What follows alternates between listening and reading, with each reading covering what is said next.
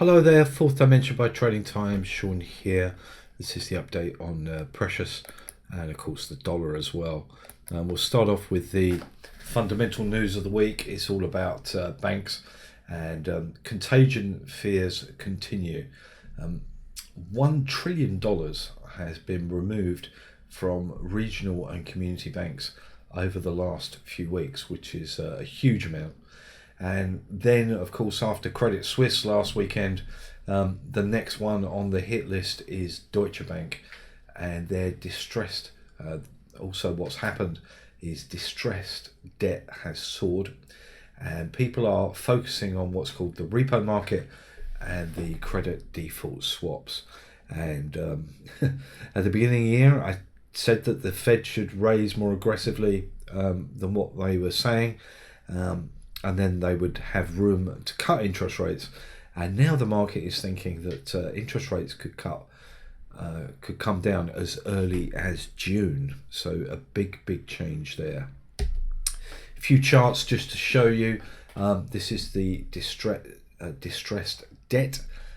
So a big surge in the last week.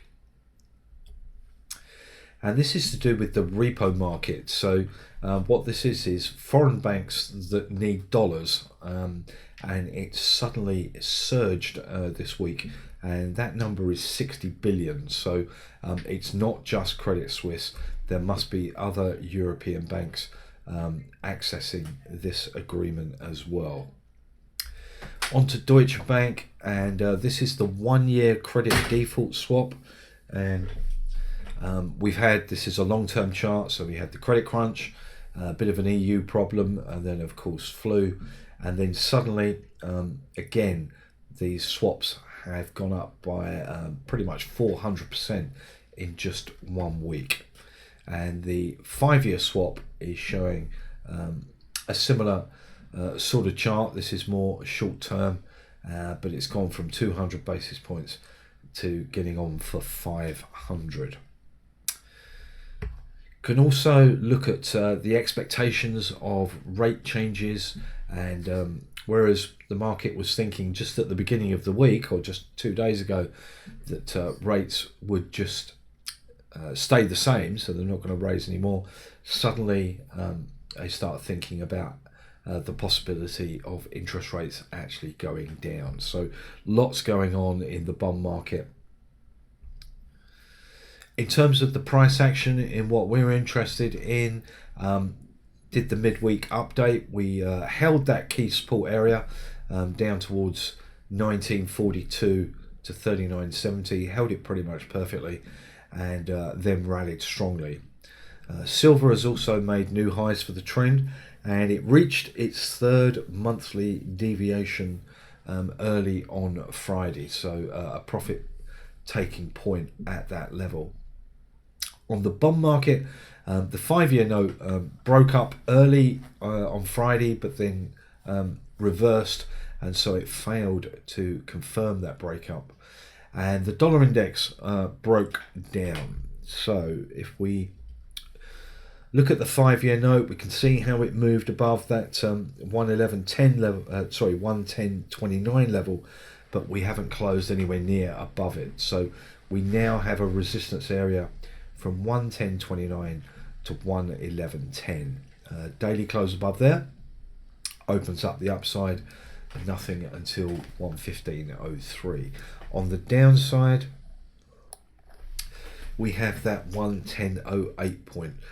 The other thing to remember is that weekly support at 108.06, which held perfectly last week, has now disappeared. And so now we just have a minor level at 108.21 below. As well as the 5-year note, we also have to pay attention to T-bonds. As you see, they haven't rallied as strongly as the 5-year note, but a monthly level is going to move down to 134.05, and so this is a major resistance point, and that is the focus on the upside. So a daily close above there would be highly bullish and open up 142.11. At the moment, a bit like the 5-year notes, there's just minor supports below. Onto the dollar index, broke down on Monday, took out that 103.04.5 level. We did accelerate down for one day, but then we've reversed back up. So there is a definite lack of downside momentum. 103.04.5 remains the first resistance, but there's nothing major until 105.10 to 47. On the downside, again, nothing particularly close. 180 is the first level.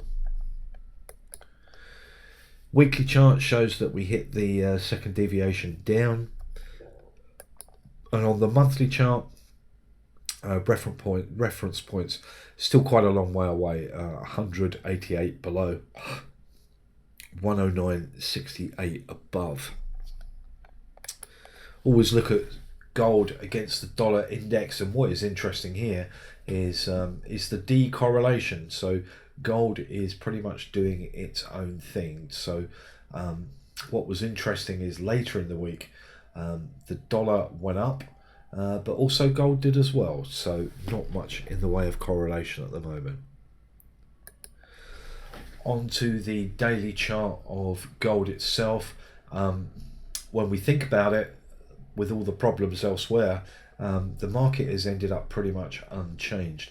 We did come back to that 39.7 level and held it pretty much perfectly, and so that has formed a new support zone at 1939.7 to 36.5. Takes a daily close below there to put us back in sideways. On the upside, first of all, we've got to make out a daily close above 2014.9. We do that, then that does open up the upside in a big way, because then there's space to rally all the way up to 2139.9. Onto the weekly chart. When we think about what's been happening, the market was more negative than positive.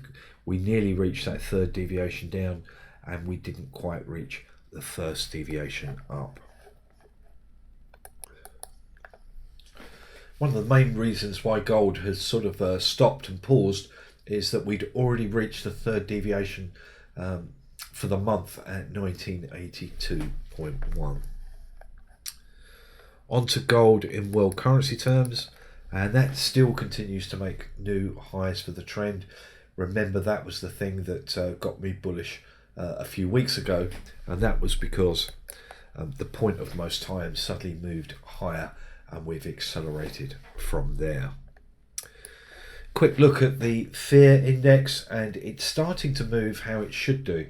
And what I mean by this is that if gold rallies, the spread rallies, and if gold goes down, the spread falls. So still thinking about it more of as a reality index, as a fear index. On to silver. Silver performed pretty well on the week. We had those power plays a few weeks ago. The upside target is 24.87.5, but there's no nearby support for quite a long way, all the way down at 21.90. Weekly chart shows that we only just reached the first deviation up without hitting the first deviation down, but it's actually the monthly chart that's most important, because we reached the third deviation at 23.70. The high is just one tick above there, so we have reached an extreme in the short term until the end of the month. So in conclusion, the dollar index trend is down, but there is no momentum at all. And also, which is a bit of a problem, is there's no major nearby reference points, so we could get some volatility.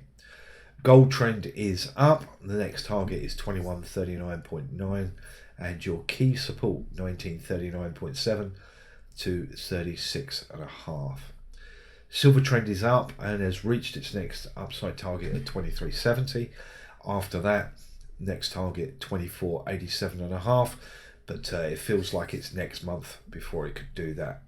Key support 2190, And also, if we get more bank troubles, you've got to watch 134.05 on T-bonds. Supports and resistances for the week. D for daily, W for weekly, M for monthly, and POMT is point of most time. Projected ranges, big change on gold actually. It's now $30 up above and remains at $20 below.